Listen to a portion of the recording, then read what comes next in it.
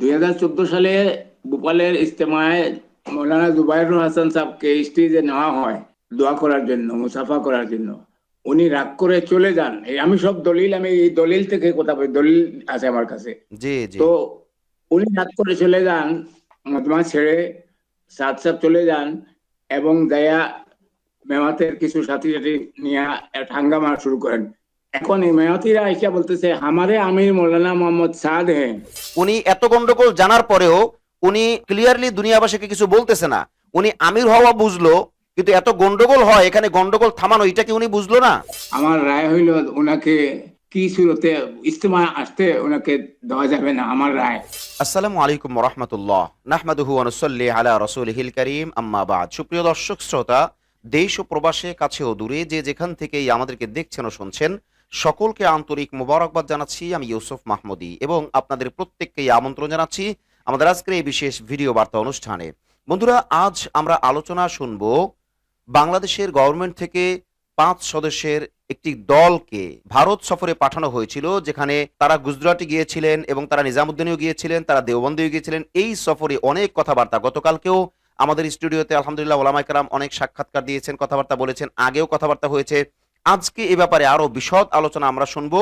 এই আলোচনার জন্য আজকে আখলাক টিভির স্টুডিওতে ভার্চুয়ালি যুক্ত হয়েছেন মহতারাম জনাব হারুনুর রশিদ, সরকারি অবসরপ্রাপ্ত কর্মকর্তা, এবং যার শিক্ষাগত যোগ্যতা এমএ পাশ করেছেন ঢাকা বিশ্ববিদ্যালয় থেকে সেই অনেক আগে, এবং যিনি তাবলিগের প্রবীণ সাথীও বটে, বরং তাবলিগে 53-54 বছর যাবত যিনি তাবলিগের কাজের সাথে জড়িত, এবং তিনি তাবলিগকে খুব ভালো করেই চিনেন। আমরা হজরতের কাছে এক্ষুনি যাব, তার কাছ থেকে আমরা এই সফরের সম্পর্কে আরো বিশদ আলোচনা শুনবো ইনশাআল্লাহ। চলুন আমরা হজরতের কাছে আলোচনার জন্য যাই। আসসালামু আলাইকুম মহতারাম, আপনি কেমন আছেন? ওয়ালাইকুম আসসালাম ওয়া রাহমাতুল্লাহি ওয়া বারাকাতুহু। আপনারা কেমন আছেন? আলহামদুলিল্লাহ, আমি এবং আমরা ভালো আপনার আছি মহতারাম। আমরা আপনাকে মোটেই বিব্রত করব না। আপনি একজন বয়োবৃদ্ধ মানুষ এবং এই বয়সেও আপনি তাবলিগ নিয়ে ফিকির করেন, তাবলিগের দ্বন্দ্বকে আপনি চান না, এবং মৌলিক বিষয়গুলো আমাদেরকে আপনি তুলে ধরতে চান। এটা আখলাক টিভির মাধ্যমে দুনিয়াবাসী দেখবে, এবং এটা একটা ডকুমেন্টারিও বটে। আপনি আগের বারও আমাদেরকে অনেক কথা বলেছিলেন, আলহামদুলিল্লাহ। মানুষজন আমাদেরকে ফোন করেও বলেছে যে এই বয়সের মানুষ এখনো পর্যন্ত তাবলিগ নিয়ে ফিকির করে। এটার জন্য আপনাকে অনেকেই ধন্যবাদ জানিয়েছেন, শুকরিয়া জানিয়েছেন এবং জাযাকুমুল্লাহ খায়ের বলেছেন। আমরা আজকে আপনার কাছ থেকে শুনবো। আমরা কোনো প্রশ্ন করতে যাচ্ছি না, এই সফর সম্পর্কে বা আনুষঙ্গিক অন্যান্য ব্যাপার সম্পর্কে আপনি আপনার মতো করে বলবেন। জি মহতারাম, আপনি বলবেন। শুরুতেই আমি, যেহেতু অসাক্ষাতে মানুষের অসাক্ষাতে কিছু বদনাম করতে হয়, এখানে ইমামে আজম আবু হানিফা রহমতুল্লাহ আলাইহিস সালামের ফরমানটা শোনাই দিই। গতবার বলেছি, এইবারও বলতেছি যে গীবত হইলে কি হয়। अगर तुम्हें किसी शख्स में बुराई का पता चल जाए तो उस बुराई के साथ उसका तज़किरा ना करो, बल्कि तुम उसके अंदर खैर को तलाश करो और उसके साथ उसका मुज़ाकरा करो। लेकिन अगर मामला दीन का हो, अगर उसके दीन में किसी अपनी खामी का पता चल जाए तो तुम उसका जिक्र लोगों से करो, ताकि लोग उसका इत्तेबा ना करे और उससे बचे रहे। এই কারণে এটা ভূমিকাতে বললাম। জি জি জি। এটা তো আর বাংলা টানের দরকার নাই তরজমা। আপনি একটু বলে দেন, আপনি এখন একটু বলে দিলে নিজামুদ্দিন আপনার জবানে মোবারক থেকে আমরা একটু শুনলাম। জি। আমাদের মাযহাবের ইমামে আজম রহমতুল্লাহ আলাইহি বলছেন, যদি কোনো ব্যক্তির ব্যাপারে তোমার মন্দ জিনিসের তোমার কাছে খবর পৌঁছে, তাহলে এর সঙ্গে এটা আলোচনা করিও না, বরং তাকে তার বুড়াই বালাই তালাশ করো, তার মধ্যে যে গুণাবলী আছে সেটা তালাশ করো আর তার সঙ্গে আলোচনা করো। কিন্তু যদি দিনী ব্যাপারে হয় কোনো বিষয়, তাহলে যদি তার কোনো দুর্বলতা, কমজোরি, কোথায় কামাই, খামি কাপাতা চল যায়, যদি কোনো মন্দ জিনিসের খবর পাওয়া যায়, তাহলে লোক যেন লোকের সঙ্গে আলোচনা, লোকজন জনগণের সঙ্গে আলোচনা করো, যেন লোকজন ওই লোক ব্যক্তির ইত্তেবা না করে, অনুসরণ না করে, এবং এর থেকে বাঁচিয়ে থাকো। এই হলো খুলাসা। মাশাআল্লাহ দারুল মাশাআল্লাহ। উলুম, জি বলেন। দারুল উলুম কা ফতোয়া, এক বহুত আগে 2016 সালে এই ফতোয়ার মধ্যে আসছে, ফতোয়াতে এই কথা আসছে যে আমি উর্দুতেই পড়ে নেই যতটুকু পারি। हमने इख्तिसार से की वजह से ये चंद बातें अर्ज कर किए हैं, इनके अलावा भी बहुत सी ऐसी बातें मौसूल हो रही हैं जो जमहूर उलमा से हट कर एक नए मखसूस नजरिया की गमार है। उन बातों का गलत होना बिल्कुल वाज़ेह है। इस पर तफसीली कलाम की या कोई जरूरत नहीं है।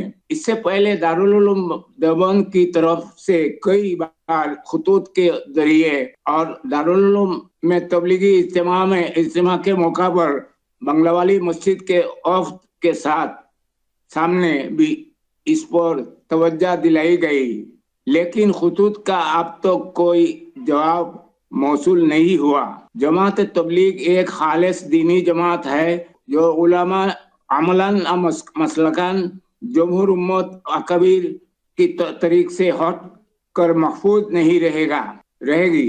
अंबिया की शान में बेअदबी, फिक्री इन फिक्री और तफसीर भी राय, हादिस और आसार की मनमानी तशरीहात से उलमाए हक भी मुत्तफिक नहीं हो सकते और उस पर सुकूत इख्तियार नहीं किया जा सकता, इसलिए कि इस किस्म के नजरियात बाद में पूरी जमात को राय हक से मुनहरफ कर देते हैं, जैसा कि पहले भी बाद इस्लाही और दीनी जमातों के साथ ये हादसा पेश आ चुका। মাশাআল্লাহ, এইগুলো মাশাআল্লাহ। মোটামুটি। এখন তো মূল বিষয়ের মধ্যে প্রবেশ করি, যেটা আমার শিরোনাম ছিল 2017 সালে জি, টঙ্গীতে ইজতেমা হওয়ার পূর্বে তৎকালীন স্বরাষ্ট্রমন্ত্রী আসাদুজ্জামান কামাল ওনার উদ্যোগে কাকরাইল থেকে পাঁচজনই আলিম ছিলেন, সেবায় ওয়াসিবুল ইসলাম উনিও ছিলেন এর মধ্যে একজন, জি, হযরত মাওলানা জুবাইর আহমদ সাহেব, আর একজন ঢাকায় আছেন, নামে যোগাযোগ করতে পারেন টেলিফোন সংগ্রহ করে, উবায়দুল্লাহ ফারুক সাহেব, জি, জি, উনি ছিলেন একজন, মাওলানা মাহফুজুল হক সাহেব জি, জি, একজন, জিয়া বিন কাসেম সাহেব একজন, আর এই তো হইল 6 জন বোধহয়, মাওলানা জুবাইর সাহেব, জিয়া বিন কাসেম সাহেব, উবায়দুল্লাহ ফারুক সাহেব, এরপরে জিয়া বিন কাসেম সাহেব। মানে ইনারা মহতারাম প্রথমে আলমীশুরার পক্ষ থেকে 3 জন ছিলেন, আল্লামা মাহফুজুল হক সাহেব, আল্লামা ওবায়দুল্লাহ ফারুক সাহেব এবং মাওলানা মাওলানা জুবায়ের জুবাইর সাহেব। সাহেব। আর নিজামুদ্দিন অনুসারীদের পক্ষ থেকে 2 জন ছিলেন, একজন হলো মুফতি জিয়া বিন কাসেম আর একজন হলো জনাব ওয়াসিফুল ইসলাম সাহেব। অর্থাৎ আপনি যেটা বলতে জি জি চাচ্ছেন যে উনি শুধু আলেম ছিলেন না, আর বাকি 4 জনই আলেম ছিলেন। আর মাওলানা হানজালা ভাই ছিলেন, জুবায়ের সাহেব হুজুর অসুস্থ ছিলেন তার খাদেম হিসেবে। জি, জি জি জি। জি, তো এখন ওনাদের প্রথমে আমি যতটুকু জানি, কারণ আমার নিশ্চয়তা হলো উবায়দুল্লাহ ফারুক সাহেব সফর করে আসার পরে আমি সিলেটে ওনার বোনের বাসায় ব্যক্তিগতভাবে গেছি কারগুজারি শোনার জন্য, জি, যে কি খবর নিয়ে আসলেন। আমি নিজে ব্যক্তিগত সশরীরে গেছি। জি, আমার বাড়ি এখান থেকে 25 কিলো 30 কিলোমিটার দূরে তার বাসা। জি, জি, যাইয়া যে কারগুজারি শুনলাম, ওনাদের প্রথমে যাওয়ার কথা ছিল নিজামুদ্দিনে, সাদ সাহেবের সঙ্গে নিয়ে দেওবন্দে যাওয়ার কথা, কিন্তু দেওবন্দের সঙ্গে যোগাযোগ করে জানতে পারলেন আরশাদ মদনী সাহেব ফরমান যে উনি আগামীকালকে অন্যত্র কোথাও চলে যাবেন, এই জন্য ওনাদেরকে বললেন যে আপনারা এখনই চলে আসেন। সেই জন্য গভীর রাত্রে ওনারা দেওবন্দ চলে যান। দেওবন্দে পরের দিন কথাবার্তা হয়েছে, যেটা গতকালকে যা হয়েছে সেটা আর আমি বলতেছি না। শেষ কথা ওনারা একটা চিঠি দিছেন, বন্ধ এনভেলাপে একটা খামের মধ্যে চিঠি দিছেন উবায়দুল্লাহ ফারুক সাহেবের হাতে। জি, এটা আমার সরাসরি কথা হয়েছে ওনার। জি, বন্ধ চিঠির মধ্যে কি আছে না আছে সেটা জানি না, উনিও জানেন না। এইটা নিয়ে ওনারা নিজামুদ্দিন আসছেন। নিজামুদ্দিন আসার পরে সাদ সাহেবের সঙ্গে দেখা সাক্ষাৎ হয়। এর মধ্যে উনি খুব আহলান সাহলান এই সমস্ত বলছেন। প্রথমে বলছেন আপকে হাত মে কিয়া হায়, বলে ইয়ে এক আমানত হায়, আমাকে দেখাও, মুঝে দেখাও। জি, উনি মানা করতেন, বলতেন ये अमानत है। उबैदुल्लाह फारूक साहब मना करते हैं, ये मेरे मेरे मेरे पास एक अमानत है, आपको देखाना ये ठीक नहीं है। জি, এই জি, বলে জুবাইর সাহেব কথা বলছেন। জুবাইর সাহেব বলছেন যে মাশাআল্লাহ আপনি তো সামনে ইজতেমা যাবেন, তো আমার খেয়াল হইল, রায় হইল যে আপনি সব মুরব্বীদেরকে নিয়ে গেলে উত্তম হয়, ভালো হয়, এটা আমি মুনাসিব মনে করি। জি, তখন উনি যে উক্তি করছেন, আমি যতটুকু শুনছি, আমি গিয়া বলছেন যে ইব্রাহিম দৌলা সাহেব, লাট সাহেব বগেরা যাবেন আর আমি যাব, ইয়ে মুমকিন নেই, এই শব্দ উচ্চারণ করছেন। এটা কেন আমি দলিল দিচ্ছি, ইয়ে মেরে লিয়ে মুমকিন নেই। তারপর তো ওটা আমি জানি না, হঠাৎ করে আমাদের কাছে পুরানা সাথী হিসাবে কাকরাইল থেকে খবর আসে টঙ্গীতে ইজতেমা চলতেছিল।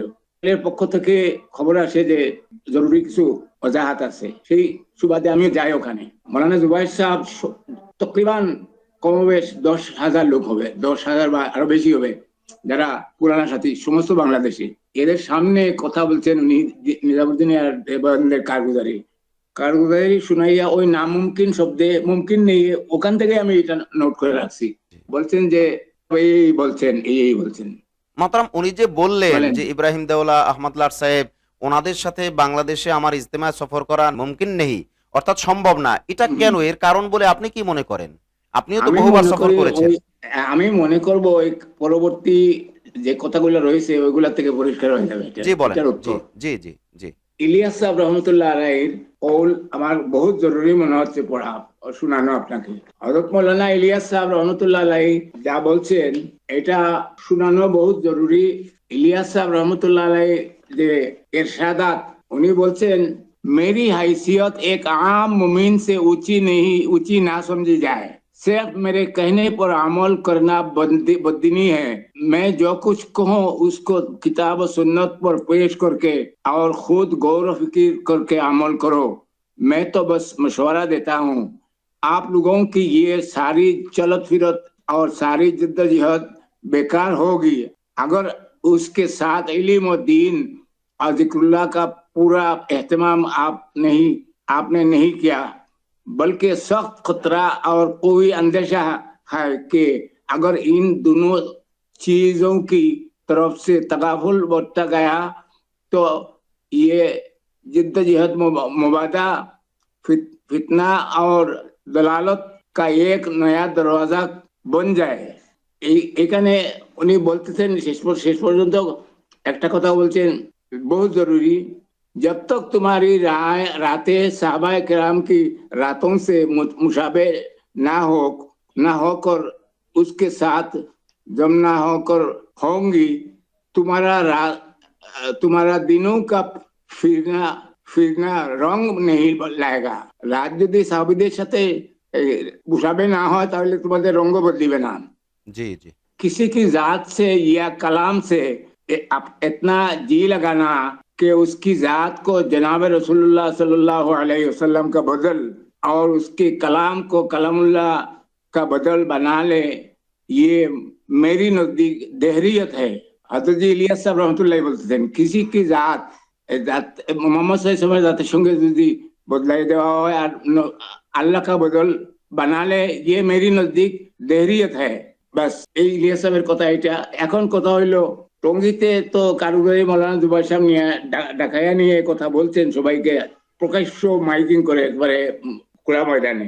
তারপরে মৌলানা ইব্রাহিম দেওলা সাহেবের অবস্থা, মৌলানা ইব্রাহিম সাহেব সম্বন্ধে কিছু, ইব্রাহিম দেওলা সাহেব সম্বন্ধে কিছু বলতে হয়। ওনার তো বর্তমান বয়স তকরিবান 90 কম হবে না বেশি ছাড়া, আর আমারই তো 78 বয়স, 77-78 পড়ে গেছে।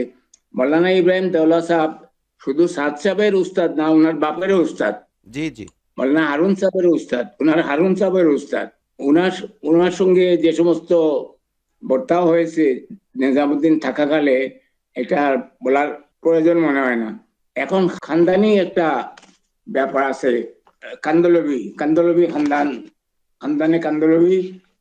এটা ব্যাপারে একটা কথা বলতেছেন যে বহুত জরুরি। এটা 2014 সালে ভোপালের ইজতেমায় মৌলানা জুবাইরুল হাসান সাহেবকে স্টেজে নেওয়া হয় দোয়া করার জন্য, মুসাফা করার জন্য।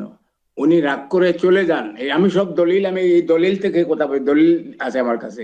জি জি তো উনি রাগ করে চলে যান, মজমা ছেড়ে সাদ সাহেব চলে যান এবং দয়া মেওয়াতের কিছু সাথী নিয়ে হাঙ্গামা শুরু করেন। এখন এই মেয়াতিরা এসে বলতেছে हमारे आमिर मौलाना मोहम्मद साद हैं, हमारे आमिर मौलाना मोहम्मद साद, और उनके बाद भी हमारा आमिर उनकी औलाद में से होगा। ওনার মৃত্যুর পরে ওনার ছেলের মধ্যে আমির হবে, যদিও সে নাবালেগ হোক না কেন, নাবালেগ বাচ্চা হি কেউ না হোক। এই পর্যন্ত ওনার নিজের লফজ। উনি বলছেন যে এটা কান্দালা পরিবারের আমরা ওয়ারিস, এই কামের ওয়ারিস আমরা, যেখানে উলামায়ে কেরামরা ইন্নাল উলামা ওয়ারাসাতুল আম্বিয়া, উনি বলতেছেন কান্দলবি। এখানে কান্দলবি পরিবার তো কোনো মুখ্য বিষয় না। জি তো বলতেছেন যে এখানে আমাদের সঙ্গে নিজামুদ্দিনে যারা থাকবে শুধু তারা সাহায্য সহায়তার জন্য থাকবে, এর বেশি আগে বাড়তে পারবে না, এর বেশি আগে বাড়তে পারে না ওনারা। এর বেশি ওনাদের কোনো ইয়ে নাই, গুঞ্জাইশ নাই। আচ্ছা, মরহুম ইয়াকুব সাহেব রহমতুল্লাহ আলাই, উনি আর একজন উস্তাদ উনার, মৌলানা ইয়াকুব সাহেব, আমার সঙ্গে দেখা হয়েছে পাকিস্তানে। জি উনি জি বলছেন ওনাকেও বহুত শক্ত শক্ত কথা শোনানো হয়েছে, উনি তো সবর করেই ছিলেন। এগুলো একটা বিষয়। আরেকটা বিষয় হলো মৌলানা বিলাল সাহেব, জি জি পাকিস্তানি, জি করাচি। জি করাচির মৌলানা এক সফরে, মৌলানা সাদ সাহেব এক সফরে কাফেলা নিয়ে পাকিস্তান রওনা করছেন। রওনা করে সব সাথীদেরকে রাওয়াইন পাঠিয়ে দিয়েছেন। রাস্তায় উনি করাচিতে স্টপেজ করছেন। স্টপেজ করে ওখানে মৌলানা বেলালের সঙ্গে যোগাযোগ করে একটা জমাত তৈরি করছেন মুনতাখাব হাদিস সম্বন্ধে আলোচনা করা, এটার তসনিফ ইত্যাদি ইত্যাদি করা, তর্জমা, সংযোজন বিয়োজন ইত্যাদি ব্যাপারে। মৌলানা বেলাল এটা না জানিয়া উনি ওজাহাত করছে, উনি রুজু করছে, উনি তওবা করছে, আমার কাছে লিখিত দলিল আছে। জি মৌলানা বেলাল বলতেছে আমি তো জানি না, আমি হযরতকে সরল বিশ্বাসে যা বলছে তাই করছি। মুনতাহা হাদিসের হাদিসের তর্জমা এবং এর সঙ্গে আরো সংযোজন করা ইত্যাদির পরে এক জমাত ছিল উলামায়ে কেরামের, তারা বলছে পাকিস্তানের যে এটা তো কারা কারা তর্জমা করলো, এটা সবের পক্ষ থেকে সবের নাম থাকবে। উনি বলছেন যে এটা মেরি হি হোগা, মেরি হি হোগা। তো মানে আপনি যেটা এটা তো বলতে হইতে পারে চাচ্ছেন না। তার মানে হলো মূলত উনি দাবি করে নিচ্ছে, জোর করে বা দাবি করে প্রভাব খাটায়া, এরকম একটা অবস্থা। হ্যাঁ, জি জি যাই হোক, এই অবস্থায় করাচি থেকে উনি রায়উইন্ডে আসছেন। রায়উইন্ডে যখন ওনার পূর্ববর্তী জামাতের অন্যান্য অংশ, অন্যান্য সাথীরা পৌঁছে গেছে, জি জি হাজী আব্দুল্লাহ রহমতুল্লাহ আলাই সাদ সাহেবকে না দেখে খুব নারাজি প্রকাশ করছেন। এটা লিখিত ভাবে আছে আমার কাছে। জি জি নারাজি প্রকাশ করে বলছে ও কাহা গিয়া, তো উনি তো করাচিতে আটকে গেছে জি এই জি ব্যাপারে। তো উনি বলছেন যে তার তো এখানে আসা উচিত ছিল, এখানে আইসা মশওরা করে পরবর্তী কাজ করার কথা। পরে আসার পরে উনি মুনতাখাবের যখন কথা তুলছে, আব্দুল্লাহ সাহেব প্রত্যাখ্যান করছে নারাজির সাথে, জি প্রত্যাখ্যান করছে। নরম ভাষায় না, খুব শক্ত ভাষায় প্রত্যাখ্যান করছে। এবং এই ব্যাপারটা শুনে মৌলানা বেলাল ইয়ে করছেন, শেষ পর্যন্ত একটা অজাহাত নামা একটা বই আকারে লিখছেন, আমার কাছে আছে, আজকেও পড়েছি আমি, যে আমি আল্লাহ আমাকে মাফ করুক, আমি না জানিয়ে ভুল করছি, আমাদের বড়দের মনসার খেলাফ, মশওয়ারার খেলাফ। আর মৌলানা ইয়াকুব সাহেব বলছেন যে এই যে মুনতাখাব হাদিস যে বইটা লেখা হইলো, কিতাবটা লেখা হইলো, এই ব্যাপারে যদিও এটার মূল ছিলেন হযরত জি ইউসুফ সাহেব রহমতুল্লাহ আলাই, জি জি যিনি যিনি 50 বছর দুই হযরতের সঙ্গে সফরে হজরে ছিলেন। মৌলানা ইয়াকুব সাহেব নিজে বলতেছেন আমি দুই হযরতকে, এনামুল আজম সাহেবকে 30 বছর পেয়েছি, উনাকে 15-20 বছর পেয়েছি। জি যে কোন সময় এটা ছাপা করাইয়া এটা তবলিগের নেশাবের অন্তর্ভুক্ত করা, এরকম কোনো ইশারা তানো কোনো কথা বলেন নাই। কিন্তু উনি পরবর্তীতে আইসা ফাজাইলে আমলকে ব্যান্ড করে দিছে, নিষিদ্ধ ঘোষণা করেছেন। আস্তে আস্তে এটা চালু করিয়া এখন পর্যন্ত ব্যান্ডে আছে, ওনার তবকা করে না এটা। এমত অবস্থায় হযরত মৌলানা এনামুল হাসান সাহেব রহমতুল্লাহ আলাই তো হযরতজি হওয়ার 1965 থেকে 1995 পর্যন্ত 30 বছর জি জি সবচেয়ে লম্বা আরসা মেহনত করছেন। আল্লাহ তাআলা ওনাকে জাযায়ে খায়ের দান করুক। আমিন তো আমিন উনি যে এত লম্বা সফর করছেন, এত লম্বা সময় পাইছেন, সারা দুনিয়ায় কাম ফেলানো হয়েছে উনার জরিয়ে বেশি বেশি বেশি পৌঁছেছে কাজ। এখন হযরতজি ইন্তেকালের পরে উনি যখন ক্ষমতায় আসেন, এখন ওনাদের সাথীদের, সাদ সাহেবের সাথীদের কথায় বোঝা যায় দুনিয়াতে এই সব কাম উনিই করছে। এটা তো একটা বয়সই হইলো কত, উনি যে এমারতে আসলেন স্বঘোষিত ভাবে, যে যারা বলছে যে আপনি এক মজলিসে উনি মশওয়ারাতে বলতেছিল এক পুরানা সাথী নিজামুদ্দিনের, যে আপনাকে কে আমির বানাইলো। জি বলছে खुदा की कसम আমি पूरी उम्मत की आमिर है, पूरी उम्मत की आमिर है, তুমি না মানো তুমি জাহান্নামে যাও। তো এরকমও শব্দ উচ্চারণ করা হয়েছে। অতএব এই যে উনি খানদানের দাবি করতেছেন, খানদান যেগুলা চলে না, ইসলামে চলে না, এই সমস্ত যে দাবি করতেছেন, এই জন্য কিন্তু এখন যত অজাহাত, যত আপনার রুজু করা, এটা সব জোট, সব জোট। এই মুফতি শফিউল্লাহ সাহেব কয়েকদিন আগে আপনার মহতারাম পরিচালনা, মোহতারাম, এখানে আপনার দুইটা কথা, পরিচালনায় বলছে। আপনি দুইটা কথা জিজ্ঞাসা করা দরকার। একটা কথা হলো উনি যে পুরা উম্মতের আমির দাবি করতেছে, এটা কোন যুক্তিতে? কারণ তাবলিগ জামাতে তো সমস্ত সবকিছু মিলাইয়া, যেমন দাওয়াত জিহাদ সবকিছু মিলাইয়া তো কাজ করা হয় না, এখানে দাওয়াতের কাজকে বেশি গুরুত্ব দেওয়া হয়। অতএব পুরা উম্মতের আমির হইতে গেলে তার তো সব গুণ থাকতে হবে, উনি তো একটা সাইডে শুধু দাওয়াতি কাজের আমির।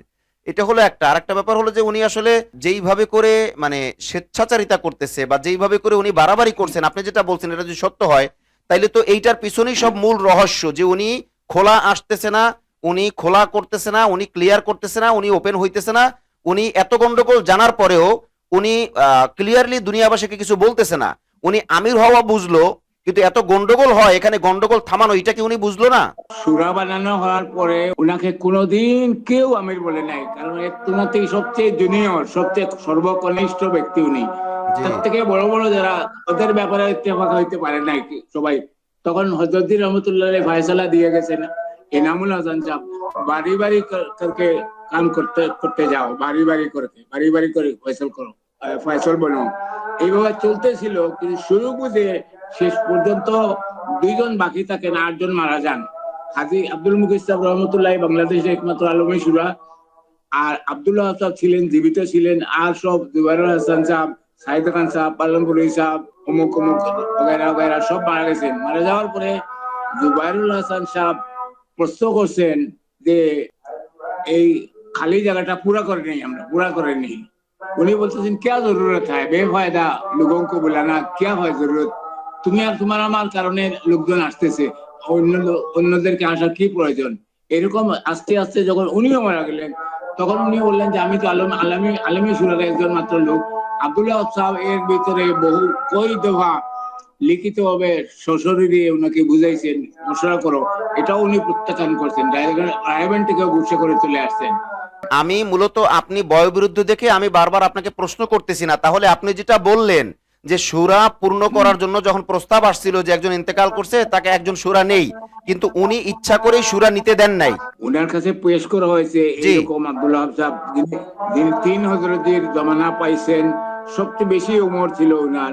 উনি বলতেছেন একটা লিস্ট বানিয়ে দিয়েছেন, এর মধ্যে সাদ সাহেব একজন আছেন, তসলিম করলো, এটা মানিয়ে লো। উনি মানছেন না, উনি মানেন নাই। অতএব কারণে উনি নিজে নিজেই আমির হয়ে গেছেন, নিজে নিজে। এটা এই জন্য সব জায়গায়, যে বিভিন্ন জায়গায় ওজাহাত চলতেছে বর্তমানে, বিভিন্ন উলামায়ে কেরামরা বলতেছেন উনি স্বঘোষিত আমির। স্বঘোষিত আমিরের তো কোনো বিধান নাই, জি অতীতেও ছিল না, এখন নাই। অতীতেও ছিল না, এখনো নাই, ইনশাল্লাহ আগামীতেও থাকবেন, থাকলে এই অবস্থা হবে। এমত অবস্থায় হিন্দুস্তানের যে সমস্ত বড় বড় মাদারিস আছে, সাহারানপুর, দেওবন্দ ছাড়া সাহারানপুর মাজাহারুল উলুম, এরপর নদওয়াতুল উলামা, কত নাম বলবো, আমার কাছে লম্বা এক লিস্ট আছে, এক বই আছে। সব জায়গায় সব মুহতামিম মুহাদ্দিসিন সবে দারুল উলুম দেওবন্দে এই ঘটনা ঘটার পরে, তার ওনার গন্ডগোল শুরু হওয়ার পরে চিঠি লেখা শুরু করছে যে আমরা কি করব। নীরব থাকলে গুনারে মানিয়ে নেওয়া হয়, আর কথা বললে ফিতনা হয়। তো এরপরে নিজামুদ্দিন দেওবন্দ থেকে বারবার ওনাকে তাগদা দেওয়া হয়, হুঁশিয়ার করে দেওয়া হয়, আপনি রুজু করেন। উনি রুজু করেন, সেটা এটা রুজু গতকালকে আপনার ওটাতে হয়েছে কিনা জানি না, একজনে হিন্দুস্তান থেকে দেবন্দের একজনকে প্রশ্ন করছে যে সাদ সাহেবকে কেন আমির মানা হয় না, ইত্যাদি ইত্যাদি ইত্যাদি। তো উনি বলছেন যে তুমি রুজু করা কাকে বলে, উনি আলিম, বড় কোনো আলিম, উনি রুজু কাকে বলে, রুজু কিসকো খেতে এটা বুঝিয়ে দিয়েছেন। রুজু হইলো প্রথম শর্ত হইলো তওবা করা। উনি বলতেছেন যে গলতির শুরুতে রুজু আমি করবো, গলতির কারণে আমি রুজু করলাম বা করব, শুরুতে প্রথমেই গেল যে আমি তওবা করতেছি যে আমি যা করছি আর করবো না, এগুলো আমার ভুল। আর আইন্দা প্রতিজ্ঞা করতে হবে আমি আগামীতে আমি আর করব না, এইটাকে বলে রুজু। উনি যদি আমি বা উনি বা আপনি কেউ যদি বলে যে আমার যদি কোনো ভুল হয়, পরিষ্কার বলতেছে, দেওবন্দ বলতেছে, দুনিয়ার সমস্ত উলামায়ে কেরাম বলতেছে যে এই জায়গায় কোরআনের হাদিসে এই সমস্ত জায়গায় মন গড়া তফসির বিররা ইত্যাদি কলম দিয়ে দাগ দিয়ে দেখাই দিতেছে। তারপরে উনি যদি কেউ বলে আমার যদি ভুল হইয়া থাকে তাহলে আমি রুজু করলাম, এটা তো রুজু করা হলো না। জি জি আর এখন রুজু করেন, উনি প্রকাশ্যে রুজু করেন না কেন? নিজামুদ্দিনে আর দেওবন্দে খুব দূরত্ব নাই তো, আমি গেছি, নিজামুদ্দিনেও গেছি, দেওবন্দেও গেছি। আমার তো মানে আমি গেছি, লম্বা কোনো সফরের দরকার নাই। এখন সবচেয়ে শেষ কথা হলো, উনাকে বাংলাদেশে আনলে ফিতনায়, এমনি তো আমাদের অনেক ভাই শাহাদত বরণ করছেন। এখন আমিও একমত, আমারও রায় এটা যে ইজতেমা হোক, একটাই হোক ইজতেমা। আর উনাকে রুজু করার জন্য মুখতলিফ জায়গা থেকে ওনাকে তম্বি করা হোক, মশওয়ারা দেওয়া হোক যে আপনি রুজু করেন। আপনি কীর্তি দেবন মাঝখানে থাকেন, পাকিস্তানকে ডাকেন, বাংলাদেশ ওনাদেরকে ডাকেন। বাংলাদেশে এসে না, বাংলাদেশে এসে আসলে এই সমস্ত সমস্যা আবার হবে, খোদা না খাস্তা, পুরা সম্ভাবনা। বর্তমানে যেমন অতীতের সরকার যে সমস্ত বই পুস্তকে বিভিন্ন নতুন জিনিস সংযোজন করে চলে, ছেলেপিলেরা পড়ে নিছে, 8, 9, 10 পর্যন্ত পাশ করছে, আর যদি এরকম 10 বছর চলে এর পূর্বে ইতিহাস ভুলে যাবে। এখন নতুন যে মজমা, নতুন যে প্রজন্ম সাদ সাহেবের, এরা তো আগের বুজুর্গদেরকে দেখেও নাই, কথাও শুনে নাই, শুনতে কোনো সুযোগ রাখে নাই। জি জি এমত অবস্থায় এটাকে কোনো সুযোগই নাই, তার জেনই বনে গেছে। কয়ে এত আকর্ষণীয় মানুষ, এত আকর্ষণীয় মানুষ, এটা কেমন করে মানিয়ে নেওয়া যায়? এটা আমরা তো আবার এবং উনি এক কিছুদিন আগে বলছেন, নিজে মোবাইলে বলছেন, লাইভে আসছেন, বলছেন এখানে বয়সের কোনো কোনো এমন বুজুর্গি নাই। অত বছর বয়স্ক, 60 বছর, 70 বছর, 80 বছর তবলিগে একটা লোক সময় দিল। উনি বলছে এটার কি হাইসিয়ত নেই, কি কই হাইসিয়ত নেই, এটা হইতে পারে, এটা কোনো জায়গায় নাই। আল্লাহ তাআলা, রাসূলুল্লাহ সাল্লাল্লাহু আলাইহি ওয়াসাল্লাম বলতেছেন বড়কে সম্মান করো, ছোটদের স্নেহ করো, আলিমদের তাজিম করো। এটা মুস্তাকিল হাদিস আছে। আর উনি বলে যে ইহা कोई हैसियत नहीं है, बड़ो होने का कोई हैसियत नहीं है। এটা হইতে পারে না, আমি নিজেও শুনছি, মোবাইলে বলতেছি। জি জি বারহাল এখন কথা হইলো, আহ আমার রায় হইলো ওনাকে কি সুরতে ইজতেমা আসতে ওনাকে দেওয়া যাবে না। আমার রায়, ইজতেমায় ওনাকে কোনো অবস্থাতেই দরকার হইলে ওনাকে মহতারাম, আহ মহতারাম, আমি মূলত আপনার কথার মধ্যে একদমই কথা বলার চেষ্টা করি না। আপনি বয়োবৃদ্ধ মানুষ, আমি আপনার কথার মধ্যে ইন্টারাপ্ট করি না। কিন্তু আপনি যে বলছেন যে ইজতেমায় ওনাকে আসতে দেওয়া হবে না, এটা হলো মানে আপনার রায় আর কি, আসতে দেওয়া না হোক, এটা আপনার রায়। কিন্তু গতকালকে আমাদের এখানে একজন আলেম, মৌলানা মুফিজুল ইসলাম সাহেব, যিনি কুমিল্লার প্রখ্যাত একজন আলেম, উঁচু তবকার আলেম, অনেকগুলো ওনার পরিচয়, উনি বলছেন যে আসলে সাদ সাহেবকে, সাদ সাহেবের অনুসারীরা বাংলাদেশে আনার এত চেষ্টা কেন করতেছেন? এই জন্য করতেছেন যে তাকে বাংলাদেশে আনতে পারলেই তার যে ভুলগুলো আছে, তার যে গোমরাহিগুলো আছে, এগুলো দুনিয়াব্যাপী একটা জায়েজ হয়ে যায়। এর মানে কি, পৃথিবীর অনেক দেশের মানুষই ভারত পাকিস্তানে যেতে পারে না। তো যদি ওনাকে আনা হয় বাংলাদেশে, তাহলে অন্যান্য দেশের মানুষেরা বাংলাদেশে ঢুকে যাবে, ঢুকে যাওয়ার পর ওনার যে গোমরাহিগুলো আছে এগুলো আরো প্রচার করবে। অতএব সাদ সাহেবকে আসতে দেওয়া হবে না। এটাকে আপনি কিভাবে দেখেন? আমি তো মনে করি যে উনাকে আসতে দেওয়াটাই একটা সমস্যা। জি উনি জি উনি কোনো অবস্থায় উনি রুজু ছাড়া এখানে পা রাখাটা তো ওনার জন্য উচিত না। জি উনি এত এটা এটা মোবারক মেহনত হযরত রহমতুল্লাহ আলাইহি বলতেছেন, আর ইলম আর জিকির, আলিমদের কথা বলছেন যে তোমাদের ব্যবসা এই চলৎফিরত এটা বেকার হবে। দেহরিয়ত ইসে বিভিন্ন নামে, বিভিন্ন নামে উল্লেখ করছেন। এমত অবস্থায় উনি মন গড়া কথা বলে আসলেই তো উনি ওই আমির হইতেই চাইবেন। এই জন্য শর্ত দিয়া ওনাকে, শর্ত সহ ওনার শর্ত আরোপ করা দরকার। আপনি বাংলাদেশে এইটা শেষ না হওয়া পর্যন্ত রুজু করার জন্য বাংলাদেশে আসা জরুরি নাই। জি হিন্দুস্তানে হোক, পাকিস্তানে হোক, হিন্দুস্তানে অথবা পাকিস্তানে, 3 দেশের, ইন্ডিয়া, বাংলাদেশ, পাকিস্তান। আর রাষ্ট্রীয়ভাবে কারো দরকার হয়, রাষ্ট্রীয় কারো সাহায্য নেওয়া দিতে পারে, কিন্তু বাংলাদেশের মাটিকে আর গুলাটে করা যাবে না। 2 মর্তবা হয়ে গেছে, 18 সালে হয়ে গেল, আর সেদিন 24 সালে হয়ে গেল। এমত অবস্থায় ওনাকে কদম রাখা ডাহা। এক হাদিসের মফহুম এইরকম, আল্লাহ রসুল সাল্লাল্লাহু আলাইহি ওয়াসাল্লামকে এক সাহাবী এসে বলতেছেন, ইয়া রাসূলুল্লাহ, কৃপণ লোক কি ইমানদার হইতে পারে? কৃপণ লোক। জি জি রসুল্লাহ সাহেব বললেন, হ্যাঁ হ্যাঁ হ্যাঁ হইতে পারে। তার বলতেছেন যে घबराया जाए, যে घबराहट, डरने वाले लोगों से डरते हैं, किसी चीज से डरते हैं, এইরকম লোক আর কি। তো জি এরকম লোক কি ইমানদার হইতে পারে? আল্লাহ রসুল সাল্লাল্লাহু আলাইহি ওয়াসাল্লাম বলছেন হ্যাঁ হইতে পারে, ইমানদার। তারপরে শেষ কথা বলছেন, ইমানদার লোক কি মিথ্যা কথা বলতে পারে? নেই নেই নেই নেই, झूठ बात नहीं बोल सकते। তো এমত অবস্থায় আপনার যত হামকি দমকি তাই যতই থাকুক, ইলিম থাকুক, যাই থাকুক, ইমানদারের ব্যাপারে তো আর আল্লাহ রসুলের ব্রেক লাগাই গেছেন যে ইমানদারা মিথ্যা কথা বলতে পারে না। জি নাম না বলে পারতে, নাম বলবো না, ওনার অনুসারী একজন বিজ্ঞ আলিম বলতেছেন যে নিজামুদ্দিনে তো ওনার কাছে যাওয়া হইলো, রুজু করা হইলো। রুজু উনি করবেন, উনি যাবেন দেওবন্দ, ওনার কাছে রুজু করতে যাবো কেন আমি? জি জি উনি উনি রুজু করবেন কোন একটা জায়গায়, কোন একজন আপনার সুপরিচিত, আমারও সুপরিচিত, এখন অসুবিধা আছেন, উনি বলতেছেন ওনার কাছে গেছে, অমুক অমুক গেছে। উনি তো ওই সময় জানেন না ওনার বয়সই হইলো কত, উনি কত বয়সের লোক যিনি বলতেছেন। উনার দেওবন্দে যাবেন, উনি যাবেন, উনার কাছে রুজু করতে কাকরাইলে 5 জনের লোক যাবে কেন? কাকরাইলের তো কোনো দোষ নেই, 5 জন তো রুজু করার কথা না। ওনাদের বক্তব্য বলে উনি করছেন, কোন রুজুর সহি দলিল নাই, সহি দলিল নাই, আজ পর্যন্ত পারে নাই। এই জন্য এটা চ্যালেঞ্জ থাকলো ওনাদের কাছে, থাকলে দেখা দেওবন্দলা বলুক, দেওবন্দা তো জিন্দা আছে, দেওবন্দে যাইতে পারে আমাদের। আর এই আরশাদ মদনী দামাত দাওয়াত বারাকাতু, বারাকাতুহু আলিয়া। জি উনি, তারপরে ওই যে তকি উসমানী সাহেব দামাত বারাকাতু আলিয়া, ওনারা যে সমস্ত কথা বলছেন উভয় হক, এটা তো ওনাদের নিজের থেকে বলছেন। দেওবন্দের ফতোয়া কিন্তু পূর্বের অবস্থায় আছে, দেওবন্দের জি ফতোয়ার কোনো পরিবর্তন হয় নাই, লম্বা লম্বা ফতোয়া আছে। এখন ফতোয়ার ব্যাপারে একজনে বলতেছে, তাদের অনুসারী বলতেছে আরে রাখো, ফতোয়া দিয়ে কি হবে, পানি খাবো নিয়ে, এত আদনা জিনিস। নিজামুদ্দিনে কোন এক সাতপন্থী, এখন উনি মুফতি নামে পরিচিত, উনার বাবা এতাতি হয়ে মারা গেছে বাংলাদেশ থেকে। ওনার বাবা কারগরে শুনাইছে, আমি নিজে শুনছি। নিজামুদ্দিনে এক সময় বাইরের বাইরে থেকে সফর করতে আসছে একজন সাথী, জামাতে চলতেছে, একটা কাগজ দেখছে নিজামুদ্দিনে পড়ে আছে, যে কাগজটা তার কাছে গুরুত্বপূর্ণ মনে হয়েছে। মনে হওয়ার পরে বলতেছে, हाथ दिया उठाई।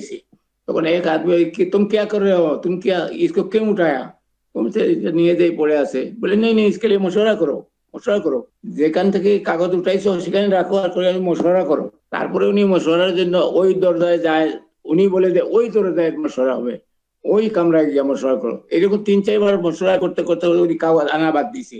মশওয়ারাতে এত বেশি পাবন্দি ছিল মশওয়ারার ব্যাপারে, জি আজও আছে। আমি কাকরাইলে নিজে দেখছি, বড় বড় যারা পাইছি, ওই যে মাঝে মধ্যে যারা মুকিম, যারা বাসায় যায়, একটু বাইরে যায় ব্যক্তিগত কাজে, সারা জিন্দেগি তো দিতেছে। তো উনারা কাকরাইলে তৎকালীন যখন যে আমির থাকেন তার থেকে জিজ্ঞাসা ইজাজত নিয়ে যান, আমি ধানমন্ডি যাচ্ছি, জি আমি নিজেই দেখছি, আমি ধানমন্ডি যাচ্ছি, তো যাও। আবার এরকম কোন ফিরিয়ে দেওয়া হয়েছে না, এখন দেখেন না আপনি। জি আর উনি উনি সময় লাগান নাই, সবচেয়ে বড় দুঃখের কথা, দুঃখের কথা 3 দিনে বড় বড় আলিম, উঁচু দরজার আলিম সাল লাগায়, সাল লাগালে সময় গাট্টি গুট্টি নিজে টানতে হয়। আমি একবার এক কাকরাইলে এক হুজুরের কে মুখিয়ে, উনিও মৌলানা আলিম, উনি কাকরাইলে এক মুরব্বী ছিলেন, হযরত মৌলানা আব্দুল ফাত্তাহ সাহেব রহমতুল্লাহ আলাইহি বুলার, আমার সঙ্গে খুব গাঢ় সম্পর্ক ছিল, মহব্বত করতেন। জি তো উনি, ওনার কাছে আমি গিয়ে বলতেছি, এই এই মৌলানা সাহেব তো ওই দেখেন গাট্টি টানতে টানতে বেচারা সাল দিতেছে, সালের মধ্যে কষ্ট হইতেছে, একটা খাদিম ধরেন একটা লোক দিলে কেমন হয়। উনি বললেন যে ভাই টানতে দাও, ইয়ে তো কাম হয়, ইয়ে কাম, ইয়ে ইসকো ঝিলনা হয়, এটা বরদাস্ত করতে হবে, এটা বরদাস্ত করতে হবে, দুই আড়াই মাস এটা এই সময় দিতে হবে। এইভাবে এই সালের ভিতরে 2-2.5 মাস এইবার সময় লাগে, 50-60 দিন একটা মিকদার আছে। এই পরিমাণ সময়ে নিজে কদম উঠাইতে হবে, নিজের জানমাল সহ। এখন যদি আমি সময় না লাগাই, এই জিনিসের আহমিয়ত আসবে না। আমি আসবে না যেখানে যাব বর হিসাবে যাব, আমার মাথায় তুলিয়ে রাখবো, মানে এই মাথায় তুলিয়ে রাখবো এই সমস্ত ব্যাপারে। এটা এটা হয় না। 3 দিনও আমার জানা মতো উনি লাগান নাই, উনি লাগাইছেন দেশে বিদেশে সময় লাগাইছেন হযরত মাওলানা সাদ সাহেব, কিন্তু জামাতের নগর হিসাবে না, সাথী হিসাবে না, যে আমি 3 দিনের জামাতের একজন সাথী হিসাবে আমি জি সময় জি লাগাইছি অমুক জায়গায় 3 দিন 10 দিন, সেটা আলাদা একটা খুশুসিয়ত আছে। 5 জনের হ্যাঁ। যে জামাত সফর হইলো, এই সফরের ব্যাপারে হম। আপনার বক্তব্য কি? শহরের ব্যাপারে তো জুবাইর সাহেব বললেন যে আমার রায় হইল যে আপনি বাংলাদেশের সামনে যে ইজতেমা আছে, ইজতেমায় আপনি একা যাবেন না, আপনি মুরব্বী সবাইকে নিয়ে যান। উনি এটাকে খুবই হালকা ভাবে বলতেন, হ্যাঁ ইয়ে না ইয়ে মুমকিন নেই হ্যাঁ। জি এটা তো ইব্রাহিম দৌলত, এটা তো হ্যাঁ, এতটুকু আমরা জানলাম যে উনি বলছেন যে ইয়ে নামুমকিন হ্যায়, ইয়ে মুমকিন নেহি হ্যায়, মানে আমি হ্যাঁ, ইব্রাহিম দাওলা এবং আহমদুল্লাহ সাহেবের সাথে বাংলাদেশের সফরে যাব, এটা সম্ভব না। কিন্তু সম্ভব নাটা কেন, এই কেনটা কি বের করা সম্ভব হয়েছে? সম্ভব হয়েছে। তো উনি তো ওনারা তো ওনারা তো উনি আসলে তো এখানে ফয়সল হবেন না। এটা সব ওনার কথা হলো যে আমি যেখানেই যাব, আমি আমি থাকবো সব জায়গায়। আমি কাকরাইলে বিভিন্ন সময় আমি উনাকে দেখছি। উনি আব্দুল ওয়াহাব সাহেব, দিল্লি পাকিস্তানের মুরব্বীরা, হিন্দুস্তানের মুরব্বীরা কাকরাইলে ইজতেমার পরে মশওরা হইতো আমাদের মুরব্বীগণ সহ। তো বাস উনি কাউকে না বলেই কোনো, এখানে যেহেতু হজরতি বলে গেছেন বাড়ি বাড়ি করকে চলো চলো, আসে উনি আমিরানা আন্দাজে কথাবার্তা শুরু করে দিতেন। আমি নিজে দেখছি, আমি নিজে সাক্ষী। আমিরানা শুরুতে উনি কথাবার্তা শুরু করে দিতেন। তাহলে কি এটা তো মহতারাম, আপনি যেটা বললেন এই যে হ্যাঁ, আমিরানা ভাব এবং আমিরানা একটা যে ব্যাপার উনি যে করতেন আগে থেকেই, তাহলে কি আমরা ধরে নিতে পারি যে উনি যেহেতু অন্যান্য শুরার সদস্যরা ইন্তেকাল করছেন আর শুরা সদস্য যুক্ত করতে দেন নাই, তাহলে কি আমরা ধরে নিতে পারি যে হ্যাঁ, উনি আগে থেকেই এই পদ লালায়িত ছিলেন, মানে এইটা আমার দরকার, আমি আমির হব, সবাই ইন্তেকাল করলে আমি যদি জীবিত থাকি তাহলে আমি এই পদ নিব, এইরকম একটা বিষয় কি ওনার ভিতরে আগে থেকেই কাজ করছে কিনা, আপনি কি মনে করেন? এটা তো এক ধরনের ঘোষণাই দিয়ে দিয়েছেন। যখন এক লোক বলল নিজামুদ্দিনের যে আপনারা কে আমির বানাইলো, জি। তখন উনি প্রথমে অস্বীকার করছেন যে গলত হ্যাঁ, গলত বাত হ্যাঁ। তখন নিজামুদ্দিনের পুরানা সাথীরা বলতে আমাদের কাছে অডিও ভিডিও আছে এই সমস্ত। তখন উনি কথা বদলাই দিয়েছেন, বদলাইয়া বলতেছেন তাইলে আমি কি করবো, আমি এটা না বলি কোথায় যাব, আমার উপরে চড়া হয়ে আসতেছে, এই সমস্ত আজে বাজে কথা বলে উনি এটা চাপা দিয়েছেন। শেষ পর্যন্ত জুবাইরুল হাসান সাহেব বললেন যে দেখো, তোমার হাম আর আব্দুল্লাহ সব বাকি है, ये খালি জায়গা পুরা করো। তখনই বলতে তোমার আমার কারণে, তোমার আর আমার কারণে লোকজন আসতেছে, কেন অযথা অন্য লোককে আহমেদ দেওয়ার দরকার, আহমেদ কি জরুরত হয়, এই কথায় ওই লফজ এরকম আছে, কি প্রয়োজন আছে, তোমার আমার কারণে আসতেছে। জুবাইরুল হাসান সাহেব রহমতুল্লাহ আলাইহি যেহেতু ওনার থেকে অনেক বড় ছিলেন, হাইসিয়তে নায়া বয়সেও বড় ছিলেন, তো বড় ছিলেন বিদায় কদিন আর বাঁচবেন, ওনার ভিতরে একটা জিনিস কাজ করতেছিল যে একসময় তো ইন্তেকাল হয়ে যাবে। বাস ওইটা হয়েছেই, এটা তো হয়েছে। এখন তো উনি সবাই মানলে, উনি যদি এখন রুজু করেন তখন তো এখনই রুজু করলে এখনই তো মশওরা হবে। কোনো বৈঠকে কোনো মশওরায় ফয়সালা হইতে পারবে না, মশওরায় হবে না, কেউ মানবে না। আশা করা যায় সবাই বললে হ্যাঁ কোন ফয়সাল হোগা, তো এই কথা বলবে। তো এই কথার কারণেই উনি মানতেছেন না, মানবেন না আশা করা যায়। উনি বহুত উচ্চবাচ্য করছেন এটা নিয়ে, বলছেন আর মজমা তো আহ যে সমস্ত অল্প বয়সের লোকদের দিয়ে চালানো হচ্ছে, এরা তো এরা তো পূর্বের বুজুর্গদের কোনো সবক পায় নাই। অতএব পূর্ব বুজুর্গদের হযরত মাওলানা সাইদ খান সাহেব রহমতুল্লাহ আলাই, আপনি দেখছেন হয়তো, আমিও দেখছি, কিছু সময় লাগাইছি ওনার সঙ্গে ছোট সফর। উনি বলছেন আমাকে একটা থাপ্পড় মারছেন মৌলানা ইলিয়াস সাহেব, মুঝে भी एक थप्पड़ लगाया, ওটাও বরদাস্ত করছেন উনি। পরে যখন উনি নাসুর বান্দা হয়ে গেছেন, যান নাই মার্কা ছাড়েন নাই, আজকে তো আমাকে একটু কড়া কথা বললে আমি গুসা হয়ে যাই। উনি উনি নিজে এক চিঠিতে লিখছেন মুঝে भी एक थप्पड़ लगाया হযরত জি, বড় হযরত জি ने। এত এত সবরওয়ালা, এত হাইসিয়ত লোক, এমনি হাইসিয়ত বাড়ে নাই, হাইসিয়ত বাড়তে গিয়ে কোরবানি করতে হয়েছে। এমত অবস্থায় সাত সাহেবের দোয়া করতে পারি আমি, আমার রায় হইলো সকালে দোয়া করো, কামের খাতিরে হক কথা বলো। কামের খাতিরে কোনো, যে ব্যক্তি সত্যের বেলায় হকের বেলায় পাক্কা, আর মিথ্যার বেলায় পাক্কা, মিথ্যার ব্যাপারে সে মিথ্যাকে মিথ্যাই বলে, কোনো আত্মীয়তা এটা সেটা বুঝে না, আর সত্যকে সত্য বলে, এখানেও কোনো খায় খাতির করে না, সেই রকম ইস্তেদাদ লোকের দোয়া রোনাজারি বহুত জরুরি। আমিও করতেছি দোয়া, আমিও করতেছি। আমি দরখাস্ত করবো পুরো আলমের মধ্যে যারা এই ভিডিও দেখতেছে, ওরা সবাই যেন দোয়া করে মৌলানা সাদ সাহেবকে যেন সেই সমুদ দান করে এবং উনাকে রুজু করার তৌফিক দেয়। উনার রুজু করা ছাড়া বিকল্প কোনো রাস্তা নাই, কোনো রাস্তা আমাদের সামনে নাই, আমাদের বড়দের সামনে নাই। এখন মহতারাম, রুজুর ব্যাপারটা তো ওনার নিজের, এটা তো আপনি আমি বা সারা দুনিয়া বললেও তো লাভ হবে না। উনি যদি নিজের থেকে আগ্রহী হয়, উম্মার কল্যাণে, উম্মা দরদি হয়, তাইলেও তো রুজু সম্ভব, এছাড়া তো রুজু তো ধরে বেঁধে করানো সম্ভব না। না না, এটা ঠিক। তো ওনার সাথে যারা বাংলাদেশে, আমরা যা দূরের কথা বলতেছি না, বাংলাদেশ সাথীদের মধ্যে রুজুর চিন্তা এটা নাই। কোথায় কোথায় বলে আমরা ওনাকে নিয়ে আসবো, উনি ছাড়া হবে না, এই কিরকম কথা হইলো? এটা উনি কি কারো বদল হয়ে গেলেন নাকি? উনি উনি উনি তো সেদিন বলতেছে টকশোতে যে না, বাংলাদেশ সরকারের পক্ষ থেকে বলছে যে সাহেব আসতে পারবেন না কাকরাইলে, এটা গভর্নমেন্টের সিদ্ধান্ত। তো বলছেন ওই স্বরাষ্ট্রমন্ত্রীকে বলতেছেন একজনে ওই সাহেবের, তাইলে আমরা হুজুরের থেকে একটু অনুমতি নিয়ে নিই। উনি কি বলেন দেখি, উনি আসবেন না যে এই ব্যাপারে উনি কি বলেন? তো মন্ত্রী বলতেছে নেই নেই নেই, তা হবে না, ওনাকে জানাই দেন এটা বাংলাদেশ সরকারের এটা সিদ্ধান্ত, উনি আসবেন না, উনি আসবেন না, এটা সিদ্ধান্ত বাংলাদেশ সরকারের।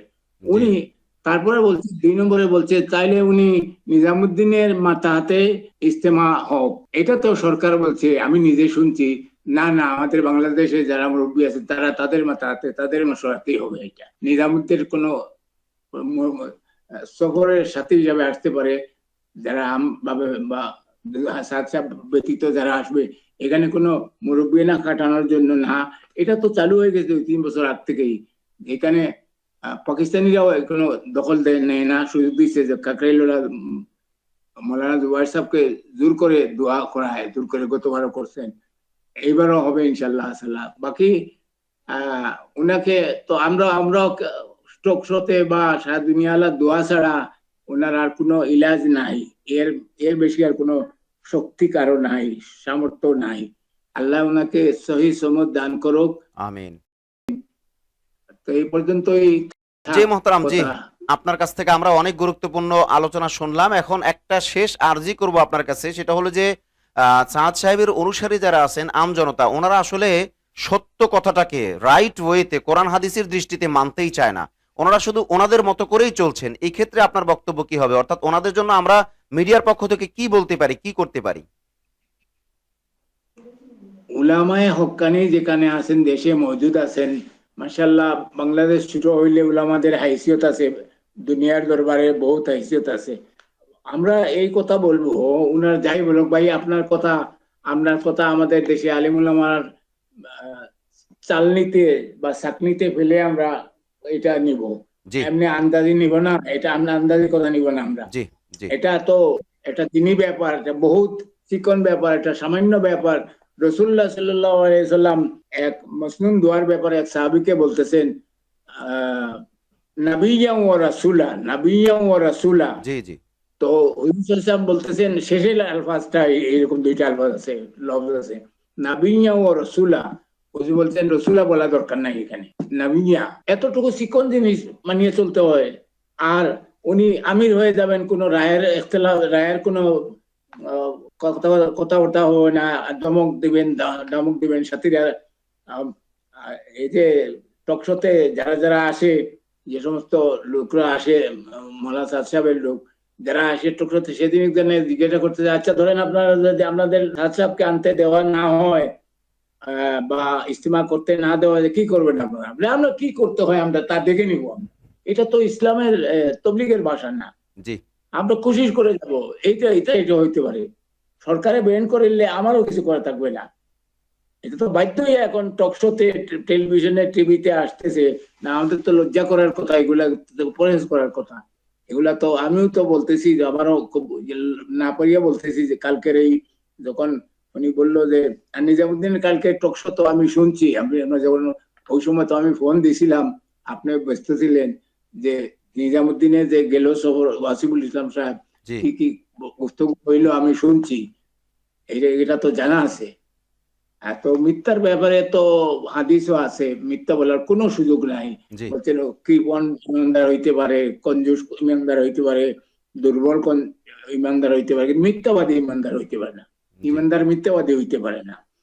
তো আকসর লোক মিথ্যাচার করতেছে, আল্লাহ যেন ওনাদেরকে তৌফিক দান করেন, হকের উপরে আসার জন্য সত্যবাদী হওয়া জরুরি আমিন শুরুতে। আমিন আমিন আমিন। সত্যবাদী, আমরা স্কুলে স্কুলে লেখাপড়া করছি, প্রাথমিক পর্যায়ে স্কুলে পাঠশালায়, সদা সত্য কথা বলিবে, মিথ্যা বলা মহাপাপ, এটা সুতলিপি ছিল, সুতলিপি, যে সদা সত্য কথা বলিবে, মিথ্যা বলা মহাপাপ।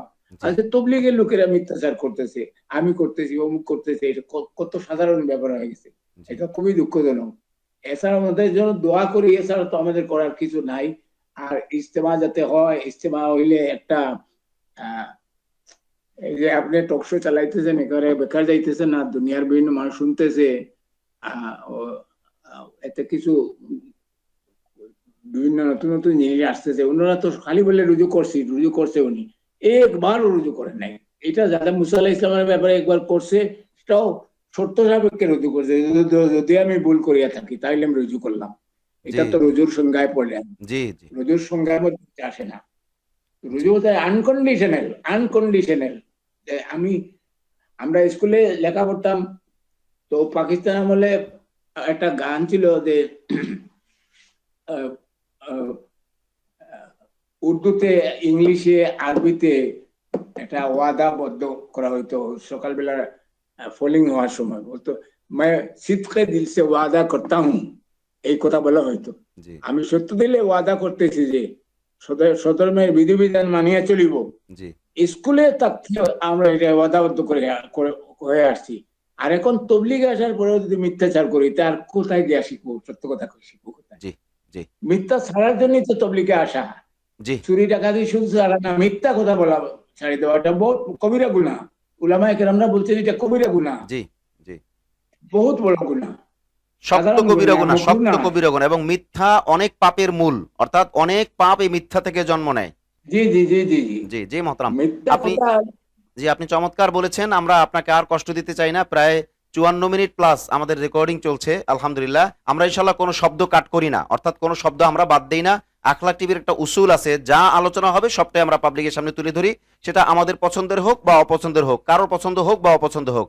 আলহামদুলিল্লাহ, আপনার কাছ থেকে আমরা অত্যন্ত গুরুত্বপূর্ণ আলোচনা শুনলাম। প্রিয় দর্শক, এতক্ষণ পর্যন্ত আমাদেরকে জনাব মোহাম্মদ হারুনুর রশিদ হাফিজাহুল্লাহ, যিনি একজন অবসরপ্রাপ্ত কর্মকর্তা এবং তাবলিগের প্রবীণ সাথী, যিনি 53-54 বছর যাবত তাবলিগের কাজের সাথে জড়িত, তিনি অত্যন্ত গুরুত্বপূর্ণ কথা বললেন। বিশেষ করে 2017 সালে আলেম ওলামাদের যে একটা সফর হয়েছিল, এই সফর নিয়ে নতুন করে আবার অনেক কথা উঠেছে, আখলাক টিভির মাধ্যমে অনেক কথা হচ্ছে, এবং সেই সফরে অনেক অজানা কথা, অনেক বিষয় এখনো পর্যন্ত আমাদের কাছে আসেনি বা আমরা জানিনি। যদিও আখলাক টিভি পার্সোনালি আমি জানি, বাকি পাবলিক প্লেসে আসার মতো এরকম আলোচনা আলোচকদের মাধ্যমে আসবে ইনশাআল্লাহ। আমরা বিষয়গুলোকে বোঝার চেষ্টা করব, এবং কোথায় কোন জায়গায় কোন ঘাপলা আছে, কোথায় কোন জায়গায় কোন প্যাচ আছে, কার মাধ্যমে কোন সমস্যা হচ্ছে, এই বিষয়গুলো আমাদের তুলে ধরতে হবে। কারণ দাওয়াত ও তাবলীগ আল্লাহর পক্ষ থেকে আমাদের সকলের কাছে আমানত, অতএব এটার রক্ষার জন্য আমাদের সার্বিক চেষ্টা সকলেরই করা উচিত। জি মহতারাম, আপনি আর কিছু বলবেন কিনা আমরা শেষ করব? না জি, আসসালামু আলাইকুম ওয়া রাহমাতুল্লাহি। ওয়ালাইকুম আসসালাম ওয়া রাহমাতুল্লাহি ওয়া বারাকাতুহু। প্রিয় দর্শক, আজ তাহলে এই পর্যন্তই। দেখা হচ্ছে পরবর্তী কোনো লাইভে অথবা পরবর্তী কোনো ভিডিও বার্তায় ইনশাআল্লাহ। আসসালামু আলাইকুম ওয়া রাহমাতুল্লাহি ওয়া বারাকাতুহু।